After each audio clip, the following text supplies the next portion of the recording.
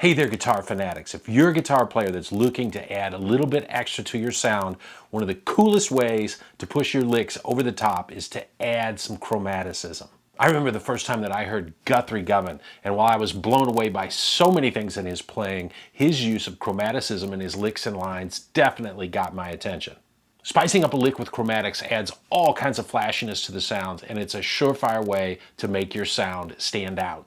Now, while I'm not even in the same universe as Guthrie as a player, I have devised a couple of techniques that allow me to add chromatics whenever I feel the time is right. These tricks are going to work for rock, blues, country, prog, fusion, whatever kind of music you play. Oh, and my little channel here has been picking up steam and we're rapidly moving towards 20,000 subscribers. I'd love it if you would subscribe. It would really help me in making better and better content for you. Hey, I'm Charlie Long, and what you're going to learn today is going to allow you to play sweet chromatic lines like this.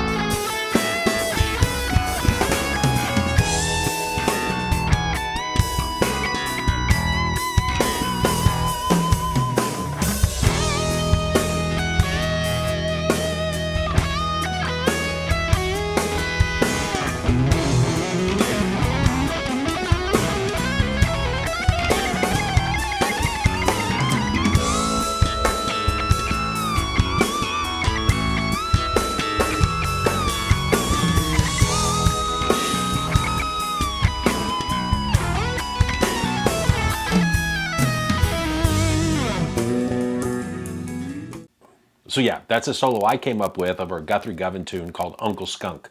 And like I said, while I'm no Guthrie by a long shot, that solo has some of the flavor of the things he plays largely because of the use of chromatics. So what was I doing there? Well, I've come up with these two techniques that are pretty easy once you get the hang of them. They both involve taking two scales that you probably already know and filling in some gaps between the intervals with chromatic notes. The first technique uses the pentatonic scales, the other technique uses the major scale. Let's get started by filling in the pentatonic scale with some chromatics. Here we go.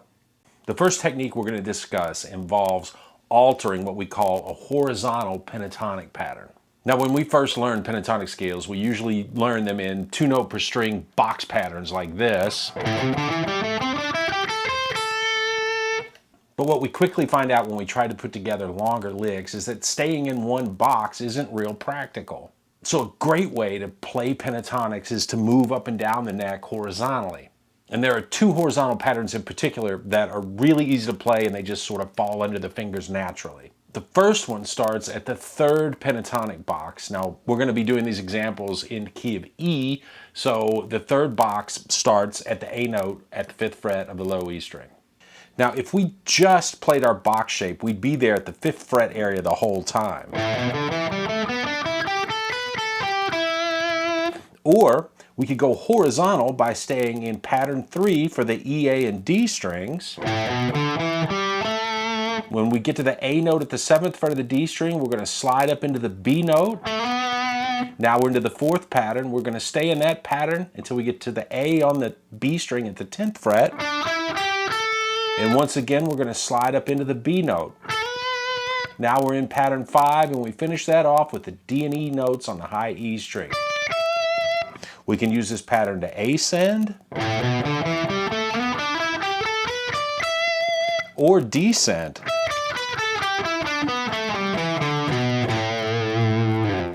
Now that we got that pattern down, let's fill in some gaps. Now, if you'll notice, this entire pattern is made up of whole steps, or there's 2 frets between the notes. And what we're going to do, we're just going to fill in that gap between the notes, and we get this.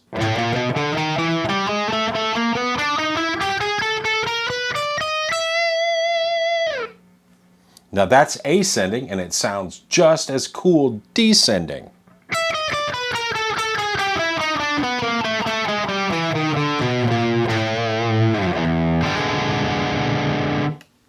Another horizontal pattern made up of all whole steps in the key of E. It starts on the flat 7th or the D note. we'd be in pattern 5 of minor pentatonic up at the 10th fret. We're going to stay in pattern 5 for the first 4 notes, and then we're going to slide up to the 14th fret. Now we're in pattern 1 of E minor. We're going to play all the way over to the A at the 14th fret of the G string, and then we're going to slide up again to B at the 16th fret. Now we're in pattern 2, and we're going to play to the A at the 17th fret of the high E. And we slide up one last time to the B note at the 19th fret. And as with our first pattern, we're going to chromaticize it by just filling in that note between the whole steps. And when we do that, we get this sound. Here it is ascending.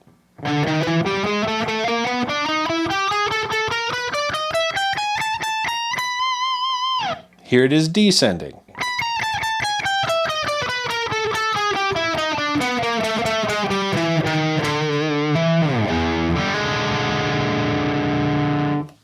Okay, so now that we've got some notes to play, the next order of business is to make it sound cool and musical, right? So here's 2 quick ideas. And this would involve playing through our new chromaticized patterns, but playing them in a different style. We could play them with mostly hammer-ons and pull-offs, just picking the first note of each 3-note grouping like this.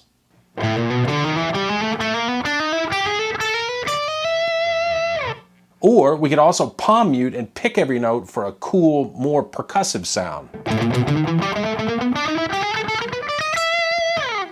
Another idea to try that will add even more chromaticism is at our shift point, and for both of these patterns in E minor pentatonic, we slide from every A note to a B note to shift positions, and instead of just making that position shift, let's walk up chromatically. So let's go back to the first of our patterns at the 5th fret. Here's our pattern on the E string, A string. When we get to the D string, we're going to play G, G sharp, A, then G sharp, A sharp, and then A sharp, and B.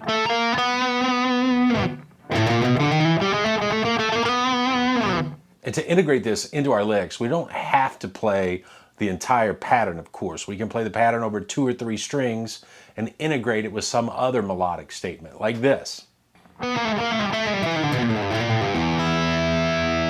Or this.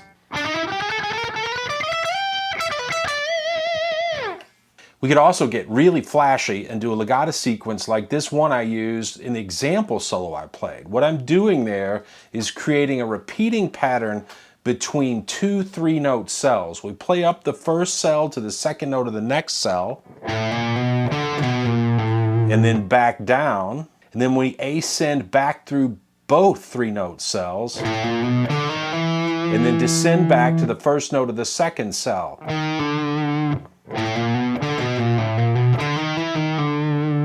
That's 14 notes and a little flurry there, and you can move it through the entire pattern.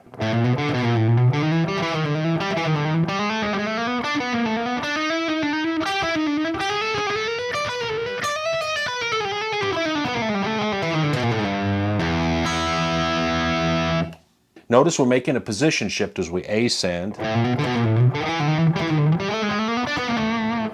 And we can create some pretty impressive sounding speed. We can also descend pretty easily, and the way we sort of connect things there is when we slide downward in our position shifts, we're going to then play up the notes of the 3-note cell that we shifted to and then back down.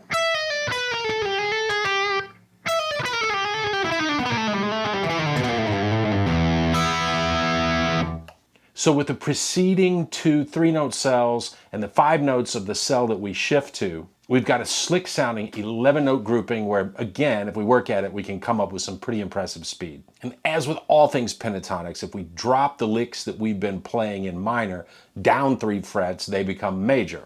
So that would put our major patterns at fret 2 and fret 7.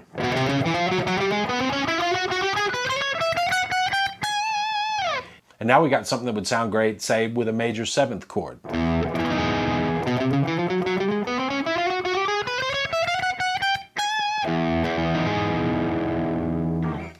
So we've got a lot of bases covered with chords that we can play over. We can use the minor patterns with dominant chords, with minor chords. We've got the major patterns that we can use with major chords, major 7. So this is pretty awesome stuff. Take it, run with it, make up dozens of your own amazing licks. Now, for our second chromatic strategy, we're going to use another scale that I hope you know well, and that's the major scale. Let's take a look at the G major scale on one string, the low E string.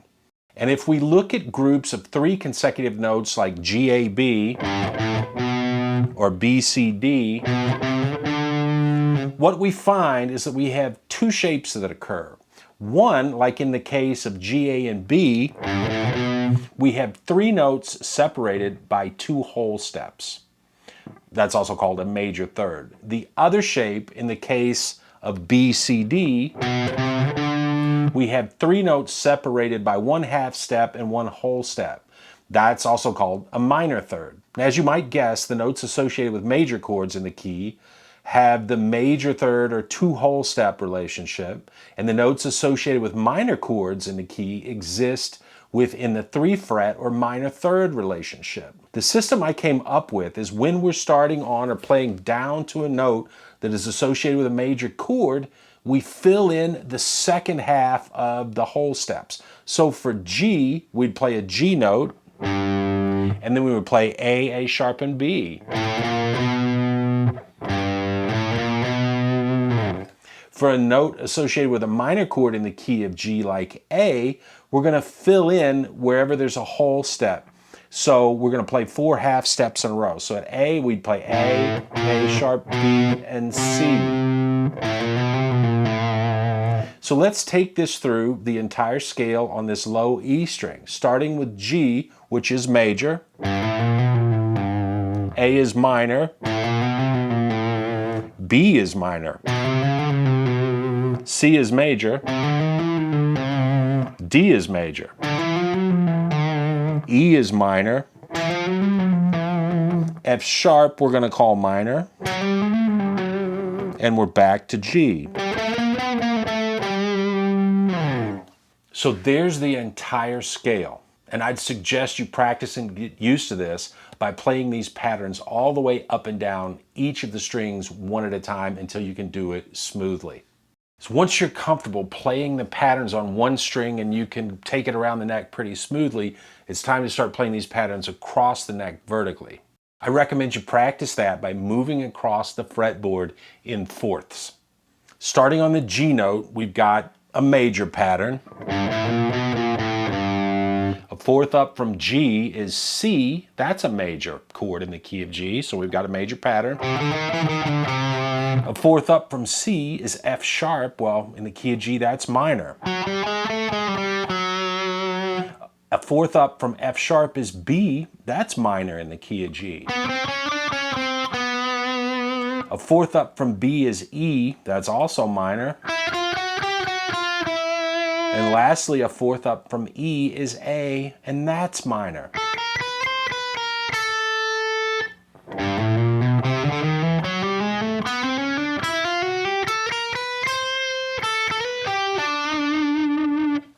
So you can and you should work out the whole fretboard like this. We're not going to have time in a YouTube video to work all this stuff out. So that's on you. And you can really start to familiarize yourself with these patterns by connecting what I'm going to call 2 rows of fourths like this. If I start out at F sharp and I go across the fretboard in fourths, F sharp is minor, B is minor, E is minor, A is minor, D and G are major. I then shift up to the position we just went through. We're going to play through these patterns descending. We've got A, which is minor. Remember, we're playing down to the A. E is minor. B is minor. F sharp is minor. But G and C are a major. Put all of that together and we've got this.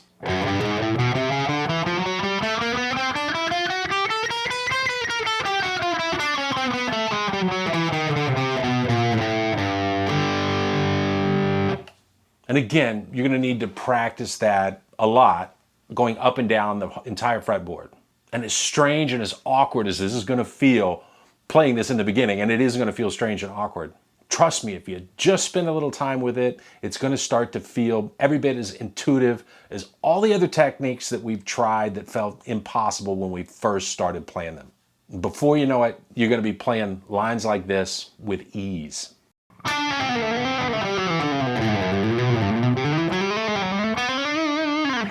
So here's a simple example of how you can use this technique to really spice up an ordinary lick. Here's a typical triad bass lick. I'm up at the 16th fret and there's an E major triad right here. So we're going to play E, G sharp, A, B, A, G sharp, E, and B.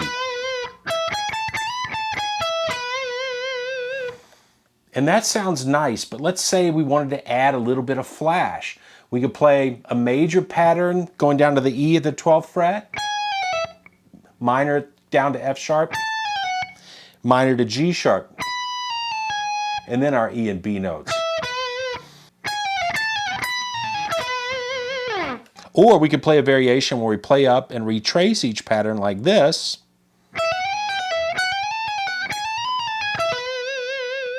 Which I think sounds really great. Or we could get even more chromatic and throw in a minor pattern on the G note so we get a chromatic walk-up of chromatic patterns. Is that a thing? That would sound like this.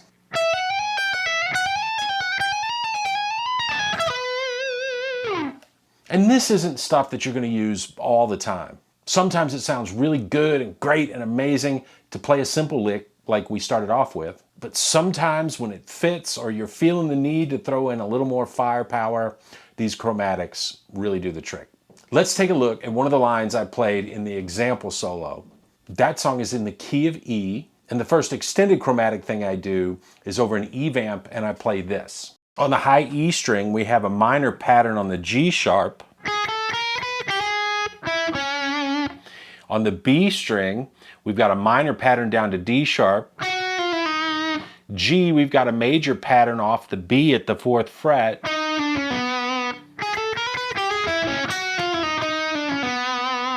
On the D string, it's a major pattern going to the E at the 4th fret. Moving to the A string, we've got another major pattern going down to B. And then I threw in a minor pattern off the flat 5, which would be B flat, which I just thought sounded cool because it gives us a little more chromatic, little outside sound, and then we get a cool resolution back into the key. And then on the low E, we have a minor pattern down to the F sharp of the 2nd fret, and then a minor pattern moving up from F sharp to the G sharp note. And I really did that because I was just targeting that G sharp major 3rd. So that whole thing played slowly.